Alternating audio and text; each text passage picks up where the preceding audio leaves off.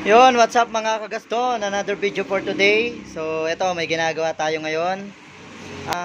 Sniper 150 version 1. Ang gagawin natin dito, i-tune up natin siya. So, yun, tama po yung dinig nyo. Ang Sniper 150 is tune up sila. So, ito, papakita ko sa inyo kung ano yung mga dapat gawin kapag mag-tune up ng Sniper 150. So, bago lahat, intro muna.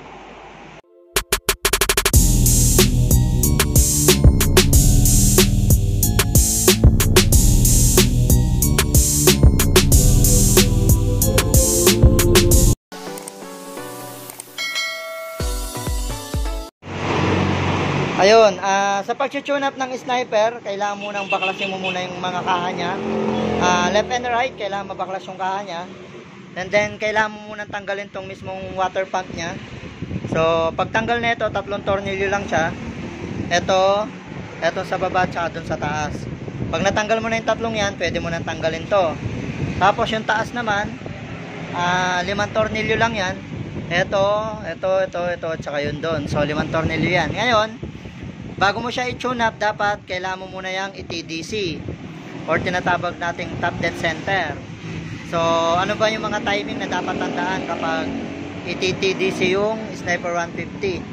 So, una dito, pag sinilip mo yan, meron kang makikita dyan na guhit. Yung guhit na yan nakatapat doon sa mismong ano ng magneto. Meron yan makikita dyan, guhit. Tapos bukod dyan, yung guhit dito, ayan.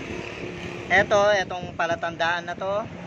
Tapos yung guhit na yan. So dapat nakasentro yan. Ayan, nakasentro dapat yan. Tapos pag nakasentro na ganyan dito, tsaka dun sa baba, kailangan yung ano niya, yung rocker arm, umaalog dapat yan. So same din siya sa ibang motor. Kapag mag-tune up, kailangan umaalog siya pag naka-TDC. Pag di siya umalog, iikot mo siya ulit para maano yung clearance. Ngayon tulad niyan, umaalog siya. So, yan, pwede na nating i-tune up niyan. Ayan, tapos na yung motor ni sir. Ang ginawa natin dito, tune up.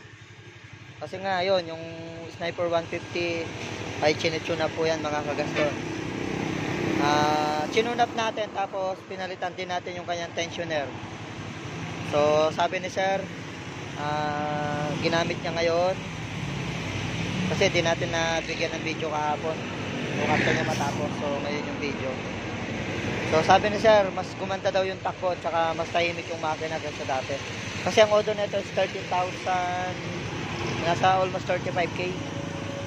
So ngayon lang na tune up, tsaka nabili ni sir second hand. So ngayon, all goods na. So hanggang dito na lang yung video. God bless sa inyo.